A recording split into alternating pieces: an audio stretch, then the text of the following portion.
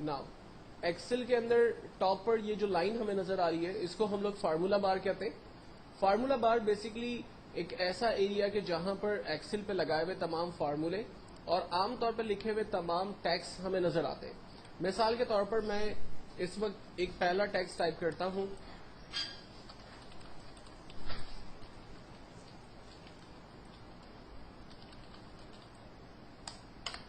जब मैंने सेल के ऊपर टैक्स टाइप किया और इंटर प्रेस किया तो बाय डिफॉल्ट एक्सेल में कर्सर हमेशा नीचे आता है. अब एरो की प्रेस करने से मुझे पता चल रहा है कि इस सेल पर कौन सा टैक्स टाइप हुआ है. तो एक पूरा सेंटेंस जो मैंने इस सेल के ऊपर टाइप किया वो हमें यहाँ पर इस फार्मूला बार के अंदर नजर आ रहा है. एक चीज हमेशा क्लियर रखना कि जिस सेल के ऊपर आप टैक्स टाइप करते हो एक्चुअल में टैक्स उसी सेल की प्रॉपर्टी होती है. क्योंकि सेल की साइज छोटी है इसलिए जगह ना होने की वजह से रिमेनिंग टैक्स जो है वो दूसरे सेल पर हमें नजर आ रहा है. लेकिन एक्चुअल में जब मैं उन सेल के ऊपर मूव करता हूं तो आप देख सकते हैं कि फार्मूला बार में कोई भी टैक्स नजर नहीं आ रहा. इसका मतलब है कि इस सेल के ऊपर कोई भी टैक्स नहीं लिखा हुआ. अगर मैं C3 पर आता हूं तो मुझे यहां नजर आ रहा है welcome to Excel advance first class. इसका मतलब है कि इस सेल के ऊपर टैक्स लिखा हुआ है. तो इसका मतलब यह है कि बाकी तमाम सेल जो है वो एम्प्टी है.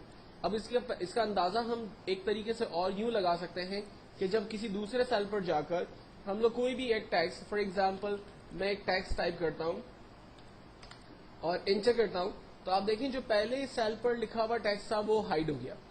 एक्चुअल में इस सेल पर चूंकि जगह नहीं थी तो इसने अपने टैक्स को दूसरे सेल की तरफ मूव किया था. लेकिन जैसे ही दूसरे सेल के पास टैक्स आया पहले वाले सेल से वो टैक्स हटना शुरू हो गया.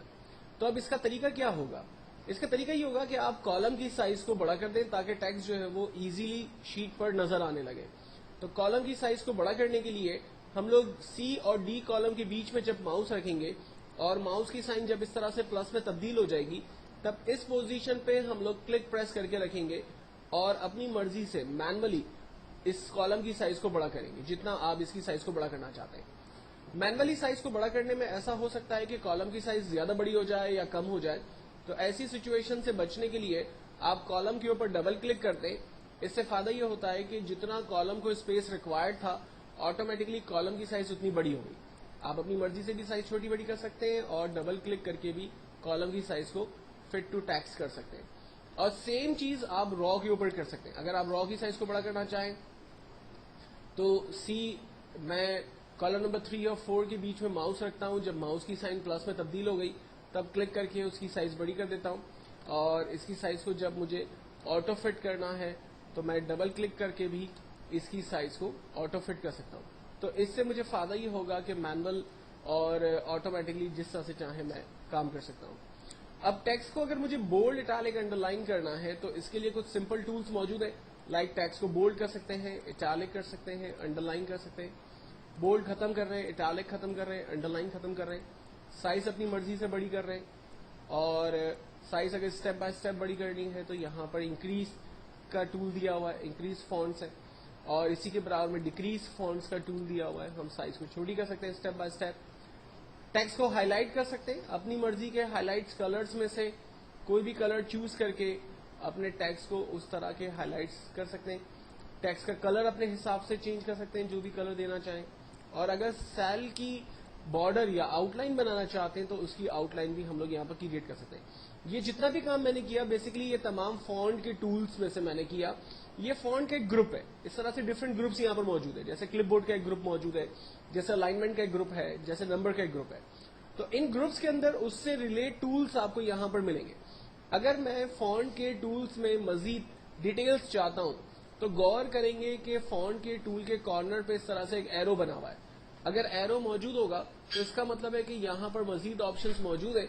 आप उसमें जाएंगे और यहाँ पर दिए हुए ऑप्शंस में से मजीद ऑप्शंस जो भी आपको चाहिए वो आप ले सकते हैं. जैसे यहाँ पर नंबर के ऑप्शंस हैं, अलाइनमेंट है, फॉन्ट है, बॉर्डर है, फिल है और प्रोटेक्शन है.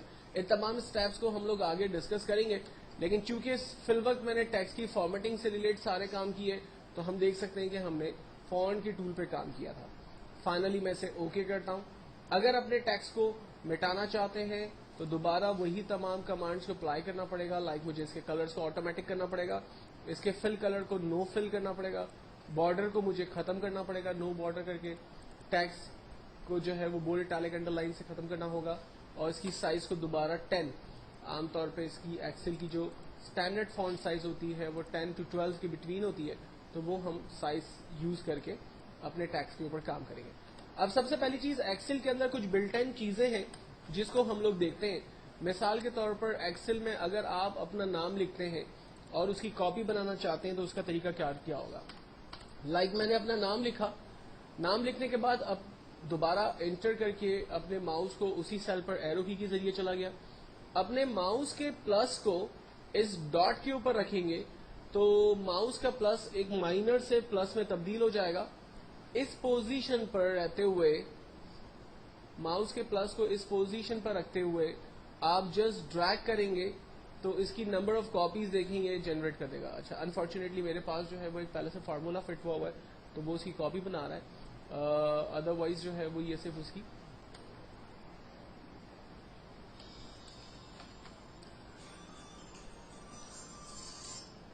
मैंने एक टेक्स्ट टाइप किया और मैं इसकी डुप्लीकेट कॉपी जो है वो ड्रैग करता हूँ। आप देखें उसकी नंबर ऑफ कॉपीज जो है उसने जनरेट कर दी, और सेम तरीके से माउस को रखकर जब राइट साइड ड्रैग किया तो उसकी नंबर ऑफ कॉपीज उसने मजीद जनरेट कर दी। इसी तरह से अगर मुझे सैटरडे वीक के डेज लिखने तो मैंने जस्ट सैटरडे टाइप किया, अपने माउस के प्लस को डॉट के ऊपर रखा और ड्रैग किया तो वीक के डेज उसने जनरेट कर दिए। अगर मैं मंथ टाइप करता हूँ लाइक जनवरी और ड्रैग करता हूँ तो ये मंथ जो है वो इसमें जनरेट हो रहे हैं। अगर मैं डेट टाइप करता हूँ लाइक 1 अगस्त 2010 तो ड्रैग करने पर ये कैलेंडर की डेट जो है वो प्रिंट कर देगा। अच्छा, अब इसमें इंपॉर्टेंट ये है कि जब मैंने 9 तक डेट प्रिंट की तो वो बिल्कुल नॉर्मल विजिबल हो रही है, लेकिन उसके बाद की डेट जो है वो सही तरह से नजर नहीं आ रही। तो इसका रीजन ये है कि कॉलम की साइज छोटी है, तो हम कॉलम के ऊपर डबल क्लिक करते हैं और फिट टू टैक्स हो गया, और जो रिमेनिंग टैक्स हमें सही से नजर नहीं आ रहे थे वो अब टैक्स हमें नजर आ रहे हैं।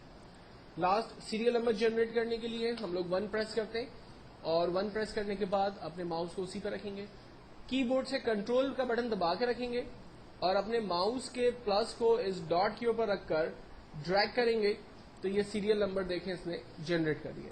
और सीरियल नंबर आप कहीं से भी शुरू कर सकते हैं। मिसाल के तौर पर मुझे 51 से सीरियल नंबर शुरू करना है तो मैंने फर्स्ट नंबर 51 टाइप किया, अपने माउस को उसी के ऊपर रखा, कीबोर्ड से कंट्रोल बटन दबाया और जस्ट ड्रैग किया, इसने सीरियल नंबर जो है वो जनरेट कर दिए।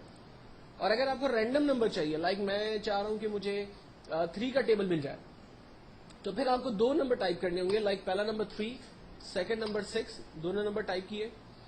3 के बीच में माउस को रखकर रेंज बनाएंगे 6 तक की, यानी दोनों सेल को रेंज में ले लेंगे।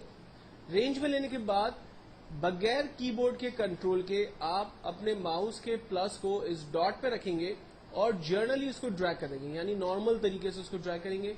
यहां आपको कीबोर्ड के कंट्रोल को दबाने की जरूरत नहीं है।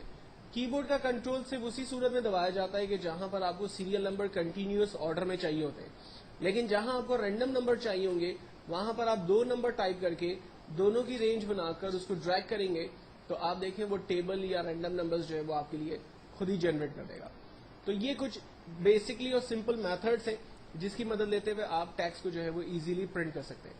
अगर इनमें से किसी भी टैक्स को रब करना है तो आप रेंज बनाते हैं, कीबोर्ड से डिलीट का बटन दबाते हैं, वो टैक्स आपका रब हो जाता है, एक तरीका। दूसरा तरीका, आप कॉलम की रेंज बनाएं, डिलीट का बटन दबाएं, टैक्स रब हो जाएगा।